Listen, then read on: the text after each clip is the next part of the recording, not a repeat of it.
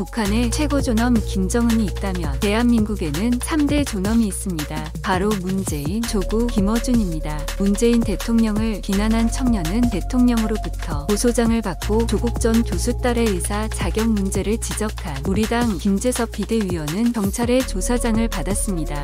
그리고 뉴스 진행자 김어준의 편파성을 지적하는 정치인들은 극성 지지자들에게 댓글과 문자로 엄포장을 받고 있습니다. 대한민국 3대 존엄의 특징은 전 정권의 최대 수혜자들이라는 점입니다. 한 명은 대통령이 되고, 한 명은 법무부 장관이 되고, 또 한 명은 시급 100만 원의 방송 진행자가 된 이 맛이 바로 위선의 맛인가 봅니다. 북한의 최고 존엄 모독자에게는 고사포가 날라오는데 대한민국 3대 존엄 모독자들에게는 고소장, 조사장, 엄포장이라는 또 다른 고사포가 난사되고 있습니다. 참 무서운 정권입니다.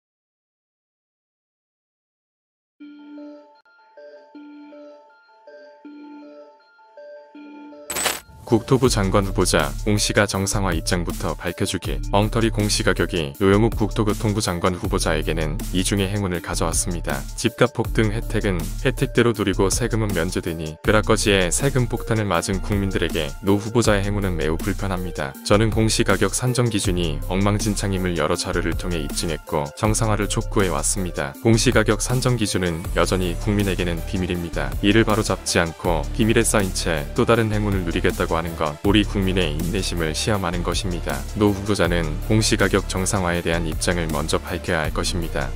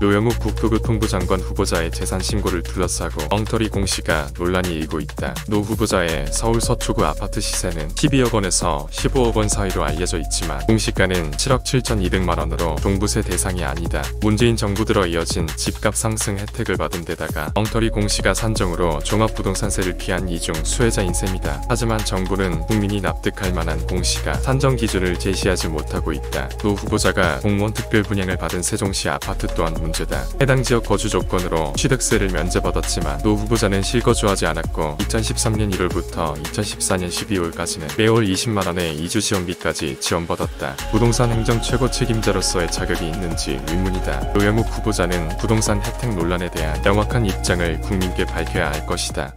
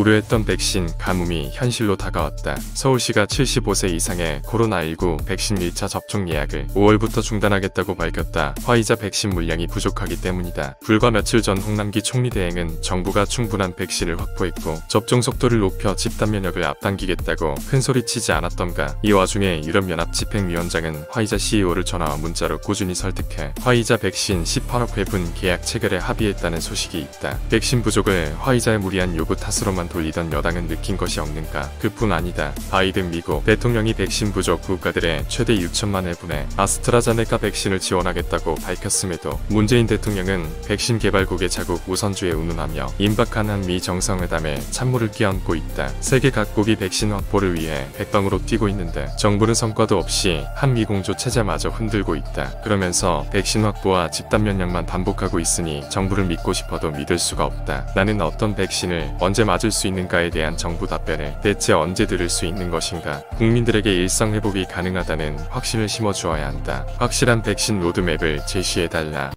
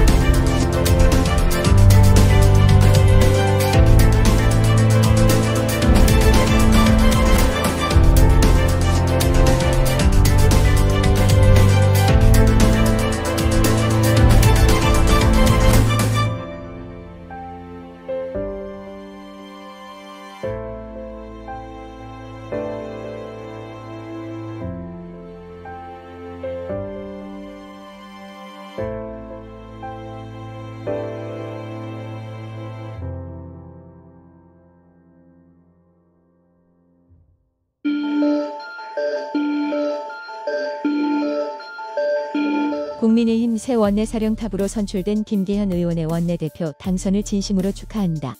사선 의원으로서 그동안 당내 주면 직책을 맡아 활발히 국정을 수행해오며 행정 능력까지 갖춘 전략가로 평가되고 있는 만큼 정치는 물론 다양한 경험을 살려 민심을 살피고 당의 쇄신에 앞장서 주시기를 바란다.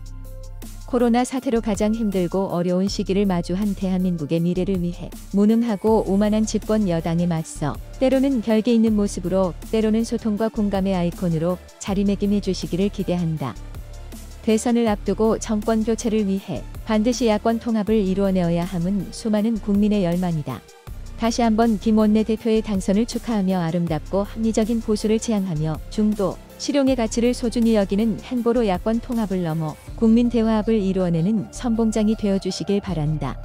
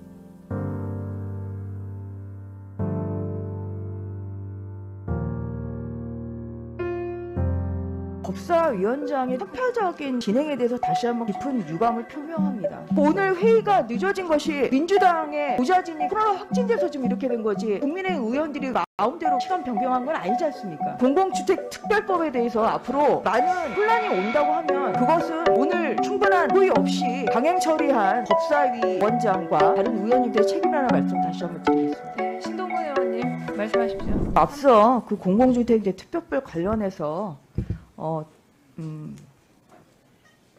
뭐 재승적 차원에서 이제 뭐 제가 뭐 동의는 했습니다만 법사위원장의 좀 편파적인 진행에 대해서 다시 한번 깊은 유감을 표명합니다. 아까 그 진행 때 어땠습니까? 그 존경하는 그 여당 의원님들이 한 말씀 하시면 그거는 바로 이소희로 회부를 하시고요. 지금 공공주택 그 특별법의 그 정의에 대해서 지금 제가 이해를 못하는 것이 아니라 문제점이 있다고 그렇게 여러 차례 국민들을 위해서 지적을 했음에도 불구하고 그거는 그 위원장 권한대행께서 결국은 시간이 부족하다는 이유로 지금 그렇게 압박을 한다. 이렇게 아주 불공정한 회의 진행을 하는 부분에서 강한 유감을 표명합니다. 법이 없어서 집값이 오르는 것이 아닙니다. 작년에 주택임대차법 어떻게 했습니까? 주택시장 가격 안정한다고 해서 뭐 법이 없어서 안 되는 것처럼 그렇게 일방적으로 강행 처리했는데 그 결과 어땠습니까?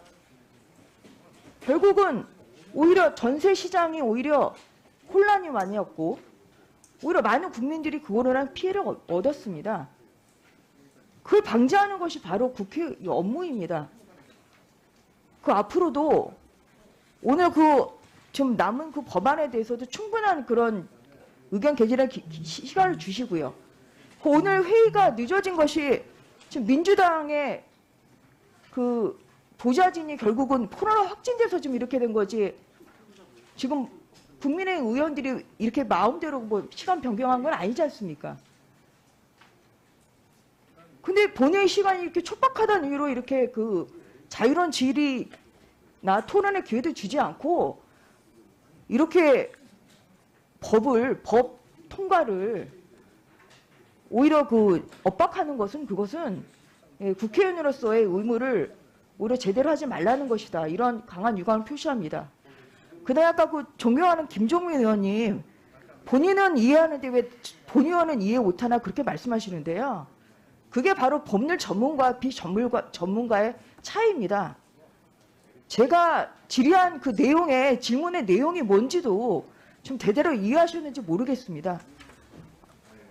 아무튼 공공주택 특별법에 대해서 앞으로 많은 그 혼란이 온다고 하면 그것은 오늘 이 충분한 토의 없이 그 강행 처리한 법사위 원장과 다른 의원님들의 책임이라는 말씀 다시 한번 드리겠습니다. 이상입니다. 네, 신동근 의원님 말씀하십시오.